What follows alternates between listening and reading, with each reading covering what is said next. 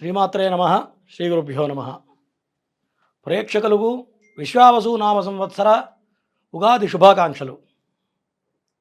ధ్యానం వందే శంభౌమాపతిం సురగురుం వందే జగత్కారణం వందే పన్నగభూషణం మృగధరం వందే పశూనాం పతిం వందే సూర్యశశాంగమన్యనయనం వందే ముకుందప్రియం వందే భక్తజనాశ్రయం చ వరదం వందే శివం శంకరం. ముందుగా విశ్వావసు నామ సంవత్సరంలో మేషరాశి నుండి మీనరాశి వరకు ద్వాదశ రాశుల వాళ్ళకి ఈ కొత్త సంవత్సరం ఏప్రిల్ మాసంలో ఏ విధంగా ఉందో ఇప్పుడు చూసుకుందాం. ఇప్పుడు వృషభ రాశి. ఈ వృషభ రాశి వాళ్ళకి ఈ విశ్వావసు నామ సంవత్సరం అనేది చాలా అద్భుతంగా ఉండబోతుంది ఈ యొక్క వృషభ రాశి వాళ్ళకి. ఎందుకంటే గడిచిపోయిన ఒక 5 సంవత్సరాల నుంచి వృషభ రాశి వాళ్ళు ఎన్నో రకాల ఇబ్బందులు, ఎన్నో రకాల కష్ట నష్టాలు అనుభవించి ఉంటారు. మరి ఎన్నో రకాల ఫైనాన్షియల్ అయిన ఖర్చులు కానీ విపరీతమైన అప్పులు చేయాల్సిన పరిస్థితులు ఈ యొక్క వృషభ రాశి వాళ్ళకి గోచరించి ఉంటాయి. ఎందుకంటే గడిచిపోయిన 5 సంవత్సరాల కాలం ఎంతో ఉత్థాన పతనాలు చూశారు. అంటే మంచి ఉచ్చస్థితి చూశారు, పరమ నికృష్టమైన నీచ స్థితిని కూడా చూసి ఉంటారు ఈ యొక్క వృషభ రాశి వాళ్ళు గడిచిపోయిన కాలం మొత్తం కూడా. కానీ విశేషం ఏంటంటే విశ్వావసు నామ సంవత్సరంలో ప్రారంభంలోనే ఏప్రిల్ మాసంలోనే ఇక్కడి నుంచి చాలా అద్భుతంగా ఉండబోతుంది వృషభ రాశి వాళ్ళకి. ఎప్పటిదాకా అంటే రాబోయే ఒక 10 సంవత్సరాల దాకా ఈ వృషభ రాశి వాళ్ళకి తిరుగులేదు అని చెప్పవచ్చు. ఎందుకంటే కలియుగంలో ఈ యొక్క జాతక భాగంలో శని ప్రభావం వల్ల ప్రతి వ్యక్తి కూడా ఎంతో ఇబ్బంది పడుతూ ఉంటారు. ఇక్కడి నుంచి రాబోయే 10 ఏళ్ల వరకు ఈ వృషభ రాశి వాళ్ళకి తిరుగులేదు అని చెప్పవచ్చు.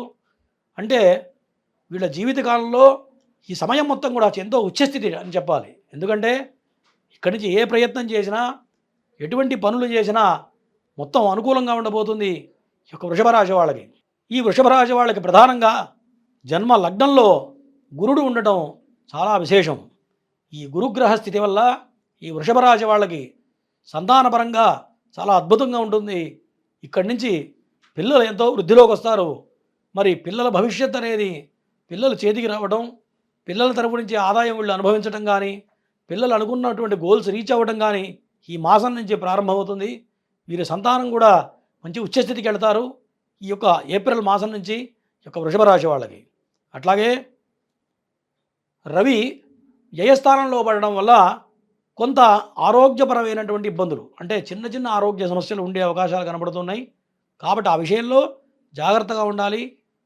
ఇంకోటి ఏంటంటే ఈ వృషభ రాశి వాళ్ళకి నూతన గృహ ప్రాప్తి కనపడుతూ ఉంది. అంటే ఎవరైతే ఎప్పటి నుంచో సొంత ఇళ్ళు కావాలి అని నాకు తెలిసి ఈ వృషభ రాశి వాళ్ళు ఒక 10 సంవత్సరాల నుంచి కలలు కంటూ ఉంటారు.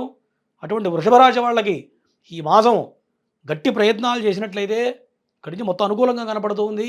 అంటే ప్రధానంగా ఇంటి ప్రయత్నాలు, గట్టి ప్రయత్నాలు కనుక చేసినట్లయితే ఖచ్చితంగా సఫలీకృతం అవుతాయి.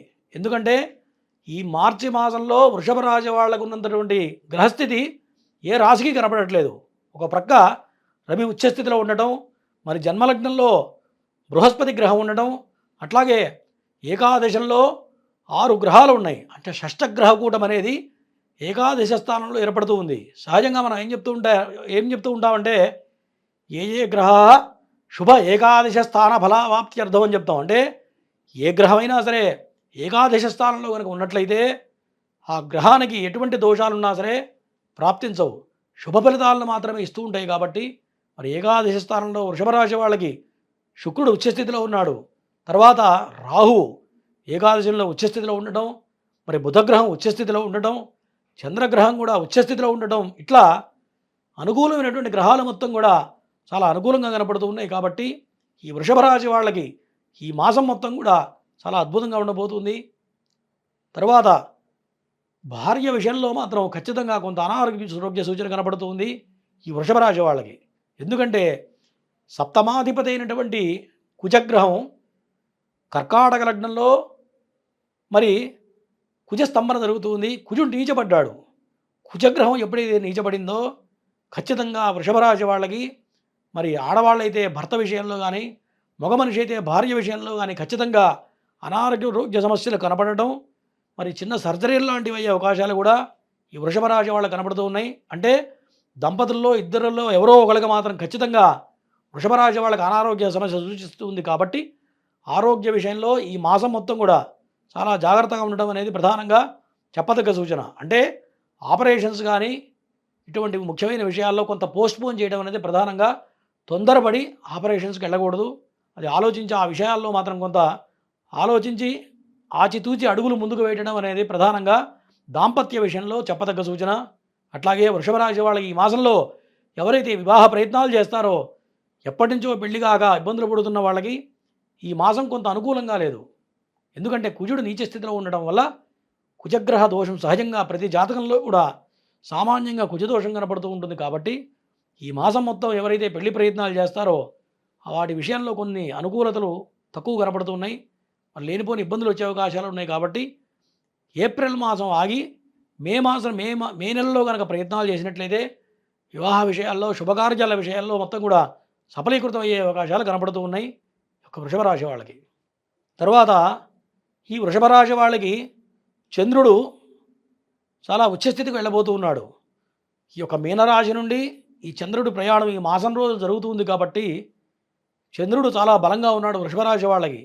మరి పరాక్రమ స్థానం చాలా బలంగా ఉండడం వల్ల మీరు ఏదైతే కొత్త ప్రయత్నాలు చేస్తుంటారో కొత్త వ్యాపారాల్లో ఈ మాసం కొత్త అవకాశాలు వస్తూ ఉంటాయి చాలామందికి.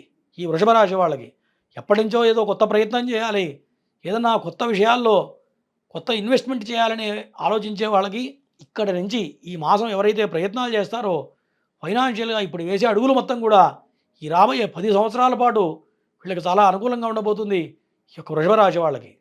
కాబట్టి ఎటువంటి ఇన్వెస్ట్మెంట్ చేసినా ఇక్కడి నుంచి రాబోయే కాలం మొత్తం కూడా చాలా అనుకూలంగా ఉంది. మరి మంచి లాభాలు సంప్రాప్తం అవుతాయి ఈ వృషభ రాశి వాళ్ళకి. మరి నిన్నటి వరకు ఎంతో వ్యతిరేకంగా ఉంది. ఎందుకంటే ఈ యొక్క రాహుగ్రహ స్థితి కానీ మరి బృహస్పతి గ్రహం కానీ కుజుడు కానీ అనుకూలంగా లేకపోవడం వల్ల ఈ వృషభ రాశి వాళ్ళకి గత 3 మాసాల నుండి ఎన్నో రకాల ప్రయత్నాలు చేస్తూ ఉంటారు. అంటే కొత్త వ్యాపారం చేయాలనో ఇంకేదో చేయాలని ప్రయత్నం చేస్తూ ఉంటారు. వాటన్నిటి కూడా వ్యతిరేకతలు కలుగుతూ ఉంటాయి. ఆ వ్యతిరేకతలు మొత్తం కూడా తొలగిపోయి ఈ మాసంలో మంచి అద్భుతమైన ఫలితాలు వస్తాయి, అందులో సందేహం లేదు. మరి ఈ వృషభ రాశి వాళ్ళకి మరి చెడు ఫలితాలు తొలగిపోయి శుభ ఫలితాలు కలగాలంటే ప్రధానంగా మరి దత్తాత్రేయ ఆరాధన, మరి దత్తస్తవంగా చదవటం వల్ల అనుకూలమైన సత్ఫలితాలు కలుగుతాయి వృషభ రాశి వాళ్ళకి.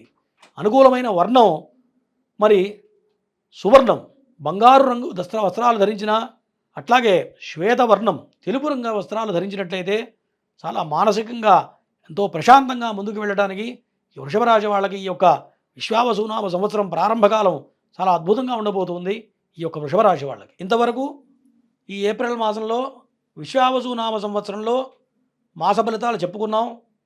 మరి ఇటువంటి దుష్ఫలితాలు తొలగిపోయి సత్ఫలితాలు కలగాలంటే మీ జన్మజాతకం ప్రధానంగా చూసుకోవాలి. జన్మజాతకంలో గ్రహాలు ఉచ్చస్థితిలో ఉన్నట్లయితే ఈ యొక్క దుష్ఫలితాలు తక్కువ ప్రభావం కలిగే అవకాశాలు ఉన్నాయి. ఉచ్చస్థితిలో ఉన్నట్లయితే ఇంకా మంచి ఫలితాలు వస్తాయి. ఇవన్నీ బేరుజు ఎట్లా వేస్తామయ్యా అంటే జన్మజాతకం ప్రధానం కాబట్టి జన్మజాతకాన్ని అనుసరించి కొంత ముందుకు వెళ్ళాలి. మరి చెప్పినటువంటి నియమాలు పాటిస్తూ దైవారాధనలు చేసుకుంటూ ఈ ఏప్రిల్ మాసంలో మీరందరూ కూడా సుఖ సంతోషాలతో ఉండాలని ఈశ్వరాన్ని ప్రార్థిస్తూ సెలవు.